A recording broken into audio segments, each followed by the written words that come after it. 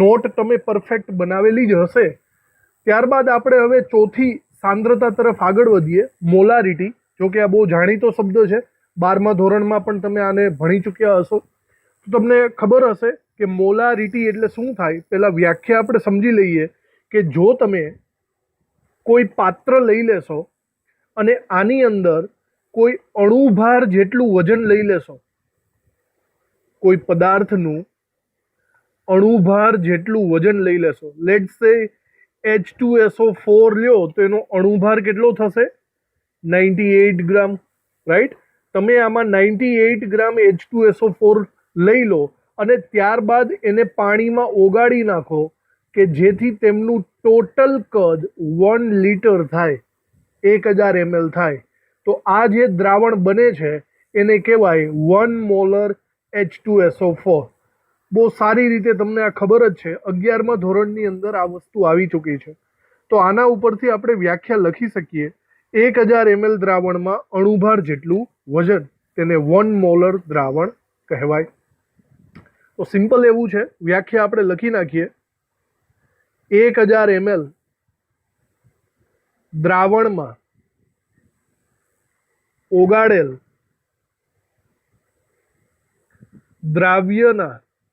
દ્રાવ્ય પદાર્થના અણુભાર જેટલા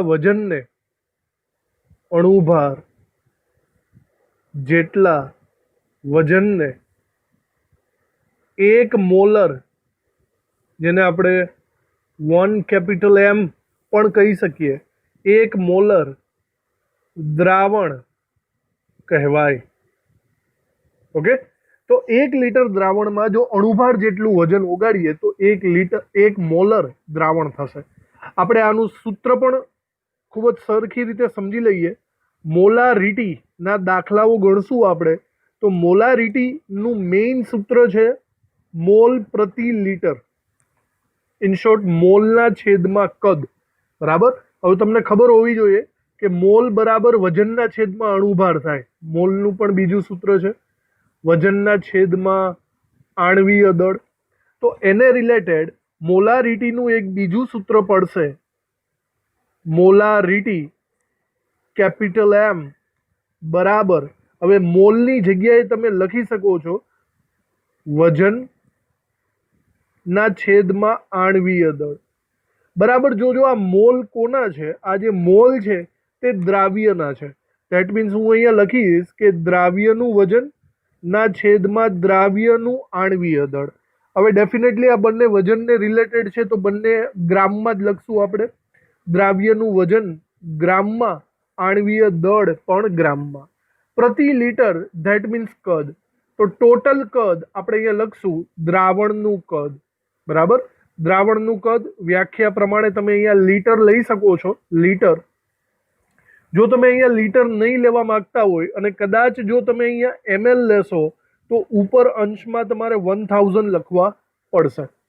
તો આ સૂત્ર ખૂબ જ જાણીતું છે, 11મા ધોરણમાં આવી ચૂક્યું છે, અને આ થઈ ગયું મોલારિટી। ઓકે, તો આ વસ્તુ લખી નાખીએ આપણે। ચલો, મોલારિટી બાદ નંબર 5 આપણે જોવાનું છે ફોર્માલિટી, ફોર્મલ દ્રાવણ। બરાબર સમજો, ફોર્માલિટી અને મોલારિટી ઓલમોસ્ટ સરખા જ છે।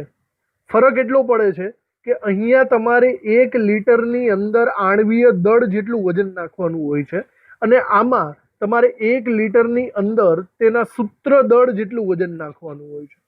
ચલો, સૂત્ર દળ 11thની અંદર મોલ કોન્સેપ્ટમાં આવી ગયેલું છે। સૂત્ર દળ એટલે એને કહીશું કે પ્રમાણ સૂચક સૂત્રના વજનને, પ્રમાણ સૂચક સૂત્રના દળને આપણે સૂત્ર દળ તરીકે ઓળખીએ છીએ, બરાબર। તો સિમિલર મોલારિટી જેવી જ વ્યાખ્યા આપણે અહીંયા કહી શકીએ, માત્ર આણ્વીય દળની જગ્યાએ તમારે સૂત્ર દળ શબ્દ વાપરવાનો રહેશે, બરાબર। તો આપણે આની પણ વ્યાખ્યા લખી નાખીએ। આની વ્યાખ્યામાં આવશે 1000 ml દ્રાવણમાં જો કોઈ દ્રાવ્ય પદાર્થના સૂત્ર દળ જેટલું વજન, સૂત્ર દળ જેટલું વજન ઓગાળવામાં આવે તો તે દ્રાવણને એક ફોર્મલ દ્રાવણ કહેવાય. એક ફોર્મલ, આપણે એને મોસ્ટ ઓફલી 1F તરીકે ઓળખશું. એક ફોર્મલ દ્રાવણ કહે છે. તો મોલારિટીને સિમિલર આ ફોર્માલિટી થશે. બરાબર, આપણે અમુક પહેલાં તો આપણે સૂત્ર લખી લઈએ બરાબર રીતે. તો આનું સૂત્ર કંઈક આવી રીતે લખશું: ફોર્માલિટી કેપિટલ F બરાબર જે મોલારિટીનું સૂત્ર હતું બેઠું એ જ સૂત્ર આપણે વાપરવાનું છે. એટલે કે દ્રાવ્યનું વજન ગ્રામમાં ના છેદમાં દ્રાવ્યનો સૂત્રભાર. બરાબર, ત્યાં આણ્વીય દળ હતું, અહીંયા આપણે શું લખવું પડશે? સૂત્ર દળ. એ પણ ગ્રામમાં, અને છેદમાં આવશે દ્રાવણનું કદ. જો દ્રાવણનું કદ લીટરમાં હોય તો ઉપર કંઈ નહીં, જો દ્રાવણનું કદ mlમાં હોય તો ઉપર 1000 અંશમાં લખવા પડશે. સિમિલર મોલારિટીના જેવું જ સૂત્ર થઈ ગયું. આપણે જરાક પ્રમાણ સૂચક સૂત્રને રિલેટેડ વાતો કરી લઈએ. દાખલા તરીકે દાખલાઓમાં વારંવાર પૂછાતો શબ્દ છે ફટકડી. આ ફટકડીનું અણુ સૂત્ર બરાબર યાદ રાખજો. ફટકડી અથવા તો પોટાશ એલમ પણ આને કહેવાય છે. પોટાશ એલમ. આ પોટાશ એલમ નું અણુ સૂત્ર કંઈક આવું થાય છે: K2SO4 into Al2SO4 thrice into 24H2O. બરાબર જોજો, બહુ મોટું સૂત્ર છે. આ ફટકડીનું સૂત્ર છે એટલે કે પોટાશ એલમનું આ સૂત્ર થશે. બરાબર, હવે આ અણુ સૂત્ર છે તો આને રિલેટેડ જો કોઈ વજન આપણે લઈએ, મતલબ પરમાણુઓનો સરવાળો કરીએ, તો મને એનું અણુ સૂત્ર ઉપરથી અણુ ભાર મળશે. રાઈટ? તો આનો અણુભાર જરા ગણી કાઢો. તમને ખબર જ છે કેવી રીતે ગણવામાં આવે છે. તો અહીંયા જોઈ લો બરાબર અણુભાર કઈ રીતના ગણાય છે. તમારી રીતે તમે ટ્રાય કરી શકો છો. જુઓ બરાબર, પોટેશિયમ 39 ગુણ્યા 2, આ પોટેશિયમ થશે 78. ત્યારબાદ SO4 4 વખત છે અહીંયા. સલ્ફર 32 ને 16 દુ 32, 32 દુ 64, 4 5 6 ને 96 4 વાર થશે. 96 into 4 એટલે કે 384 થશે. એલ્યુમિનિયમ 27 ગુણ્યા 2 એટલે કે 54 થશે. અને પાણી 24 વખત. પાણી એટલે કે H2O 18 ગુણ્યા 24, તો આ થઈ ગયું 432. 432 પ્લસ 54 પ્લસ 384 પ્લસ 74, 39. એક મિનિટ, કંઈક પ્રોબ્લેમ લાગે છે. એકચ્યુઅલી 498 આવે, અહીંયા 39 લેવો પડે. એક મિનિટ. પોટેશિયમ 39 into 2, અહીંયા 78 આવશે. ઓકે, 74ની જગ્યાએ 78. તો ટોટલ અણુભાર આવે છે 498. ઓકે, તો આવી રીતે અણુભાર તમને શોધતા આવડતા જ હશે.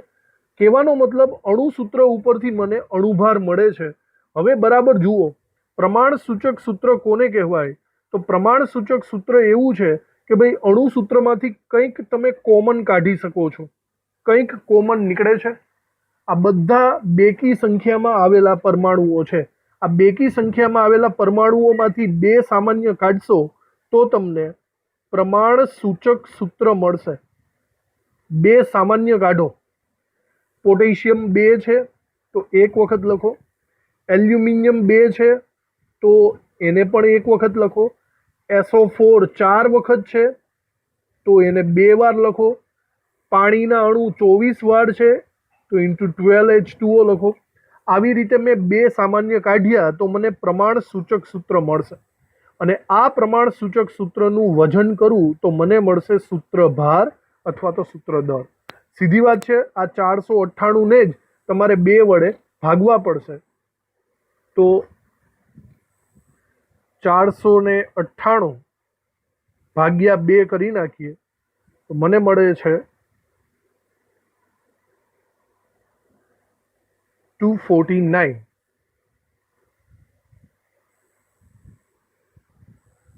એક મિનિટ આપણાથી ભૂલ થઈ છે ભાઈ. 498 નહીં આવે અહીંયા.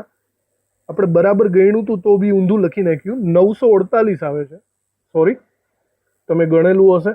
948 આવે છે અને 948 ભાગ્યા 2, 2 સામાન્ય કાઢવાના છે. તો 948 ભાગ્યા 2 કરો તો તમને મળે છે 474. આ જે 474 છે આ તેનું સૂત્ર દળ કહેવાશે. તો આવી રીતે તમારે ફોર્માલિટીમાં નોર્મલી સૂત્ર દળ શોધવાનું રહેશે. બાકી મોલારિટીનું ફંક્શન જેવું જ થઈ જશે. તો આ થઈ ગયું ફોર્માલિટીની વાત. ચલો ત્યારબાદ આગળ વધવાનું છે ખૂબ જ અગત્યની સાંદ્રતા નોર્માલિટી ઉપર. ફરીથી જોજો, મોલારિટી, ફોર્માલિટી અને નોર્માલિટી બધામાં સિમિલારિટી છે. જો તમે આણ્વીય દળ લેશો તો મોલારિટી કહેવાય. જો તમે સૂત્ર દળ લેશો તો એને ફોર્માલિટી કહેવાય.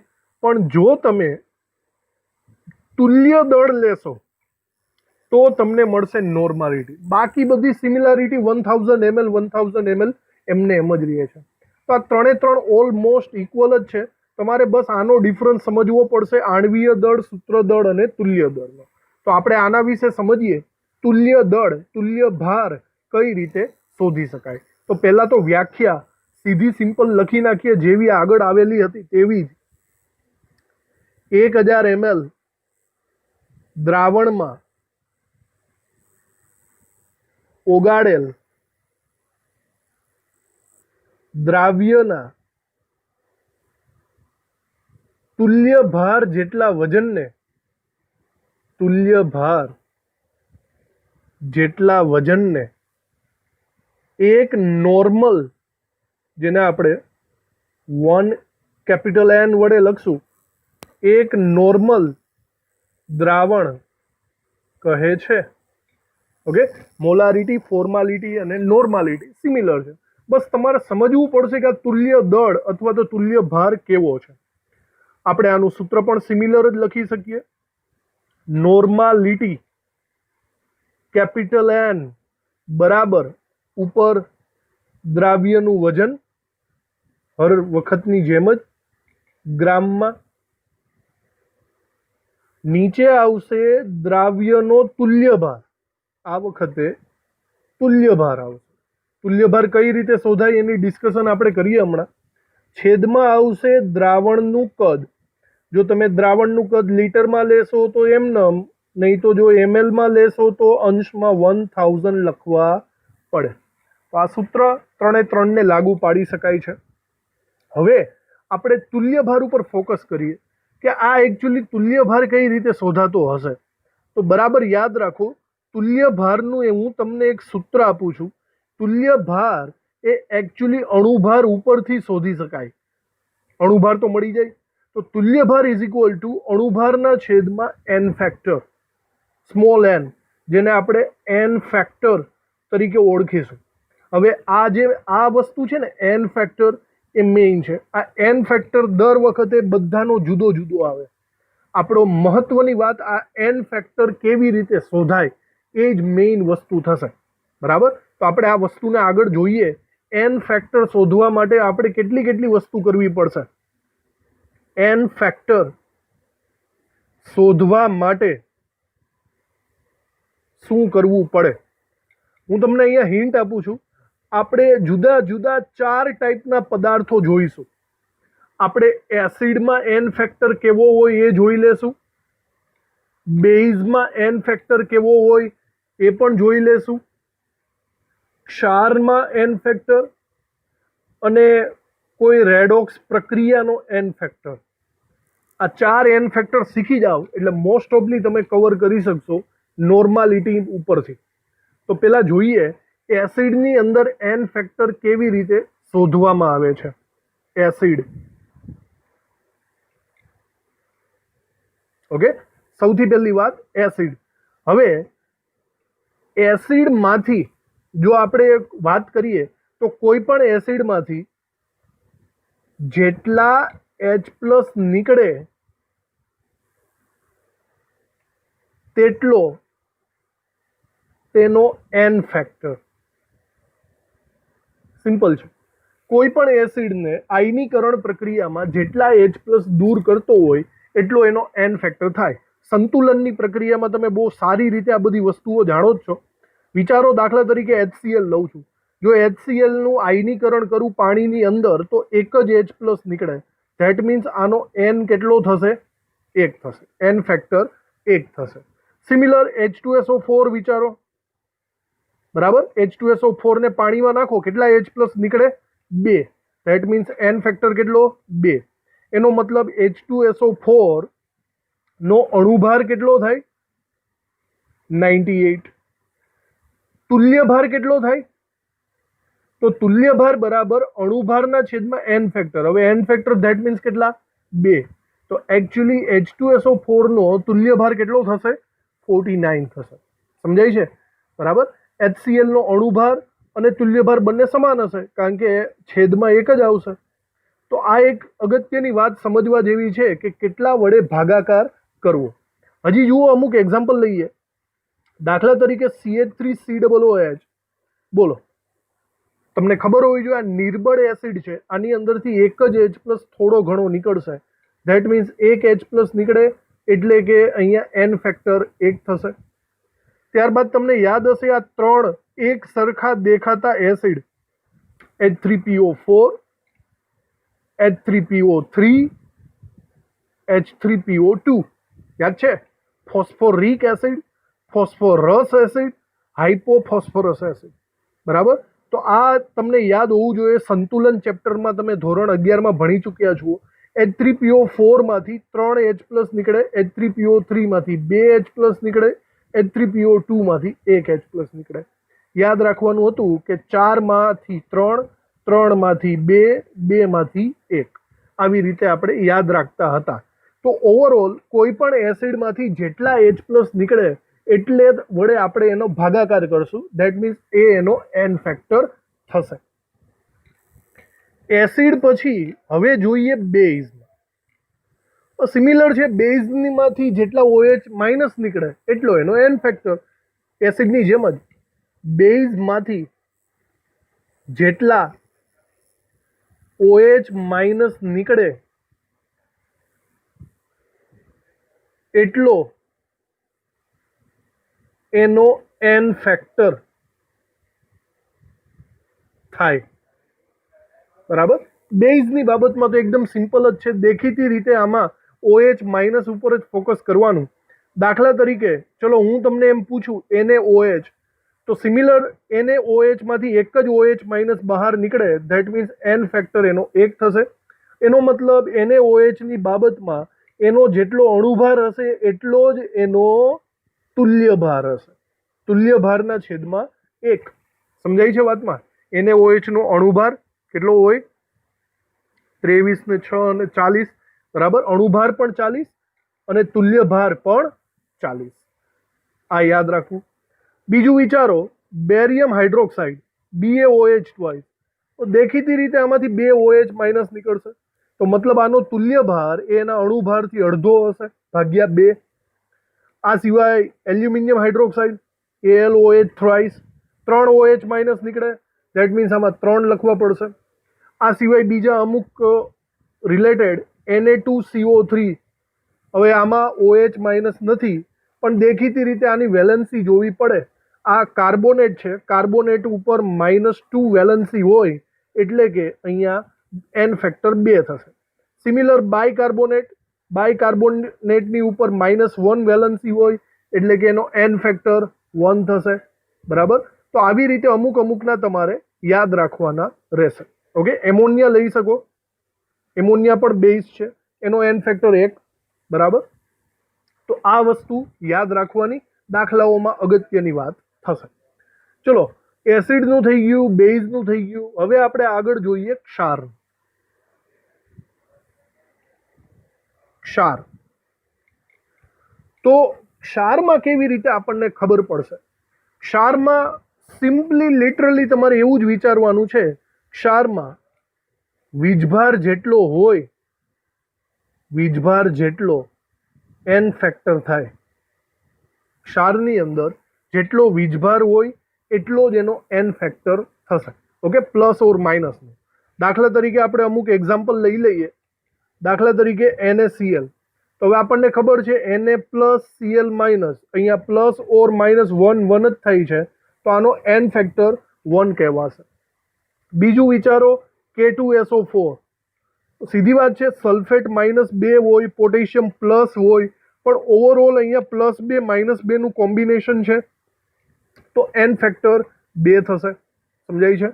હવે વિચારો એક બીજું Al2SO4 6, સોરી Al2SO4 thrice. હવે બોલો, તો ઓવરઓલ અહીંયા સલ્ફેટ 3 વખત છે, -6 વીજભાર, એલ્યુમિનિયમ 2 વાર છે, +6 વીજભાર, +6 -6, ધેટ મીન્સ અહીંયા એન ફેક્ટર 6 થશે. એનો મતલબ અહીંયા અણુભાર ભાગ્યા 6 થશે. ઓકે, તો બહુ સમજવા જેવી વાત છે. આ ક્ષાર ને રિલેટેડ વાત થઈ ગઈ. ચલો ત્યારબાદ આપણે આગળ વાત કરીએ છેલ્લું ટોપિક ઉપર. ક્ષાર પછી આવે છે રેડોક્સ પ્રક્રિયા. તો કોઈ પણ રેડોક્સ પ્રક્રિયાને રિલેટેડ દાખલા હોય અને તમને નોર્માલિટી પૂછે તો શું કરી શકાય? તો આમાં આપણે ઇલેક્ટ્રોનની સંખ્યા ઉપર ડિપેન્ડ રહેવું પડશે. તો હું અહીંયા લખું, રેડોક્સ પ્રક્રિયામાં ઓક્સિડેશન કરતા કે રિડક્શન કરતા માં આપલે થતા ઇલેક્ટ્રોન, આપલે થતા ઇલેક્ટ્રોનની સંખ્યા જેટલો એન ફેક્ટર હોય છે. બરાબર? ઇલેક્ટ્રોનની સંખ્યા કેટલી આપલે થાય? તો હું પ્રિફર કરું છું તમે રેડોક્સ ચેપ્ટર બરાબર ભણેલું હશે. બરાબર? 11મા ધોરણમાં રેડોક્સ ચેપ્ટર જો બરાબર રીતે અટેન્ડ કરેલું હશે તો તમને આ વસ્તુ ફાવી જશે. દાખલા તરીકે મોસ્ટ ઓફલી પૂછાવા લાયક સવાલ છે KMnO4. ઓકે, KMnO4 ની રેડોક્સ પ્રક્રિયા એકચ્યુઅલી 3 અલગ અલગ રીતે થાય છે. બરાબર જોજો, KMnO4 3 અલગ અલગ રીતે રેડોક્સ પ્રક્રિયા સૂચવે છે. એકચ્યુઅલી જો તમે એસિડિક માધ્યમમાં KMnO4 ની પ્રક્રિયા કરાવો ને તો KMnO4 માંથી Mn+2 માં કન્વર્ઝન થાય છે. જો તમે બેઝિક માધ્યમમાં KMnO4 ની પ્રક્રિયા કરાવશો તો એનું રૂપાંતર MnO2 માં થાય છે. અને તટસ્થ માધ્યમમાં KMnO4 ની પ્રક્રિયા કરાવો પોટેશિયમ પર મેંગેનેટની, તો એ પોટેશિયમ મેંગેનેટમાં રૂપાંતર થાય K2MnO4 માં. તો આ ભાઈ આપણને યાદ હોવું જોઈએ, આપણને ખબર હોવું જોઈએ, કારણ કે રેડોક્સ ચેપ્ટર આપણે ભણેલા છીએ. આપણે 12મા ધોરણમાં આવી ગયા છે, તો 11મું ધોરણ ક્લિયર હોવું જોઈએ. હવે મેઇન વસ્તુ વિચારો કે આવી કોઈ પ્રક્રિયા આપી દઈએ ફર્સ્ટ, તો આનો એન ફેક્ટર કેટલો થાય? તો આમાં વિચારવાનું છે મેંગેનીઝનું ડિફરન્શિયસ. મેંગેનીઝ અહીંયા +7 ઓક્સિડેશન સ્ટેટમાં છે, એમાંથી એ +2 માં જાય છે. જો તમે આને બરાબર રીતે કન્વર્ટ કરશો તો મારે અહીંયા 5 ઇલેક્ટ્રોન્સ પ્રક્રિયક સાઈડ મૂકવા પડે. ધેટ મીન્સ આનો એન ફેક્ટર 5 થશે. સમજાય છે? આપલે થતા ઇલેક્ટ્રોનની સંખ્યા એના ઉપરથી આપણે એનો એન ફેક્ટર લખવો પડે. સિમિલર વિચારો બીજામાં શું કહી શકાય? અહીંયા મેંગેનીઝ +7 છે અને અહીંયા મેંગેનીઝ +4 છે. હવે વિચારો ડિફરન્સ કેટલાનો થયો? અહીંયા ડિફરન્સ 3 ઇલેક્ટ્રોન્સનો થયો. એનો મતલબ n = n ફેક્ટર 3 થશે. ત્યારબાદ વિચારો અહીંયા મેંગેનીઝ +7 છે અને પોટેશિયમ મેંગેનેટની અંદર +6 છે. માત્ર એકનો ડિફરન્સ 1 ઇલેક્ટ્રોન મૂકવો પડે તો આનો એન ફેક્ટર 1 થાય. તો યાદ રાખજો હંમેશા એસિડિક KMnO4 નો એન ફેક્ટર 5, બેઝિકનો 3 અને તટસ્થનો 1. આ આપણને ખબર હોવી જોઈએ. આ સિવાય મોસ્ટ ઓફલી પૂછાતા સવાલોમાં MCQsમાં K2Cr2O7 વધારે આવે છે. Potassium dichromate. પોટેશિયમ ડાયક્રોમેટની કોઈ પણ માધ્યમમાં પ્રક્રિયા કરાવડાવો એનું રૂપાંતર ક્રોમિયમ+3 આયનમાં થાય છે. હવે એકચ્યુઅલી અહીંયા ક્રોમિયમ 2 છે તો સંતુલિત કરવા મારે અહીંયા 2 મૂકવા પડે. હવે તમે જરા ગણતરી કરો તો અહીંયા બંને ક્રોમિયમ +12 ઓક્સિડેશન સ્ટેટ ધરાવે છે અને અહીંયા બંને ક્રોમિયમ +6 ઓક્સિડેશન સ્ટેટ ધરાવે છે. ધેટ મીન્સ 6 ઇલેક્ટ્રોન્સ મારે અહીંયા મૂકવા પડે. એનો મતલબ n ફેક્ટર આનો કેટલો થશે? 6 થશે. તો આવી રીતે આ ટોટલી નોર્માલિટી શીખવી હોય તો તમારે આ n ફેક્ટરની માહિતી હોવી